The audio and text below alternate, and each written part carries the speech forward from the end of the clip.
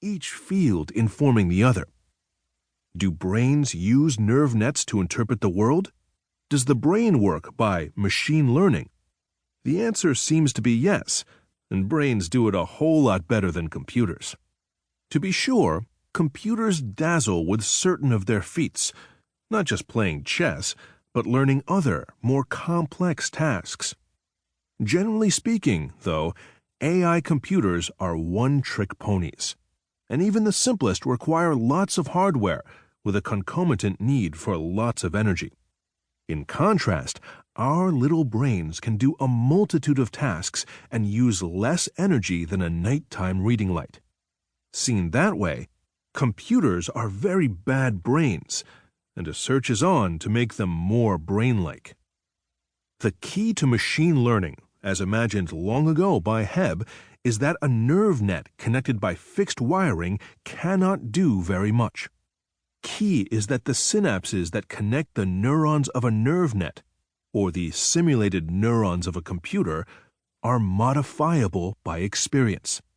This plasticity is a general rule in the brain, not just in sensory systems. It helps the brain recover from injury and allows it to allocate extra brain resources to tasks that are particularly important. In vision, the nerve nets of the brain can learn to anticipate the identity of an object in the world, to supplement the raw information coming from the retina with its knowledge of images it has seen before. Boiled down, this means that much of perception is not just a fixed response to the visual scene, but is learned. The brain's nerve nets recognize certain combinations of features when they see them. Where does this lead in our search for understanding the actual experience of perception, thinking, emotion? We don't have a detailed answer, but we can see, far in the distance, how the final answer may look. Known, verifiable science can take us to an entry point. I will take us part of the way, to the seam where sensory experience turns into perception and thought. Finally, where are you in all this? It's easy enough to talk about the brain as we see it from the outside, but where is the inner person that we imagine to be looking out through our eyes? There we can barely begin, and we run inexorably into the nature of consciousness, the self. We'll go there at the very end with no answer, but an attempt to see the problem more clearly. Part 1. The First Steps Toward Vision.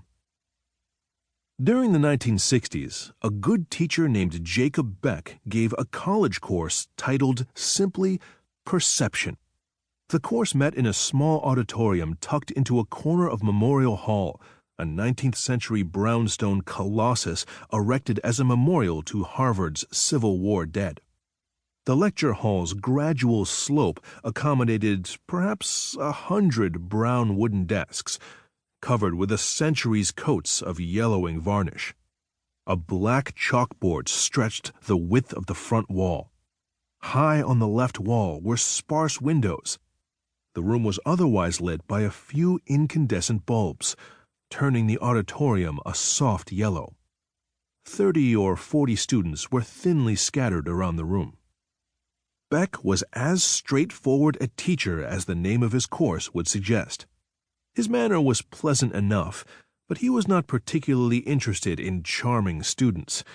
His main mission was to present his material in a clear and organized way. He used careful notes and stuck to them.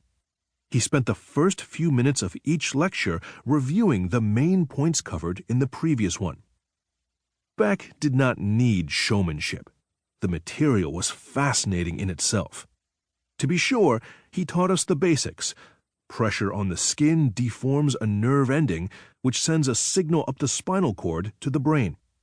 Some of our skin sensors signal light touch, some signal heat, and some are for things moving across our skin, say a venomous bug dropping on your arm from the forest canopy.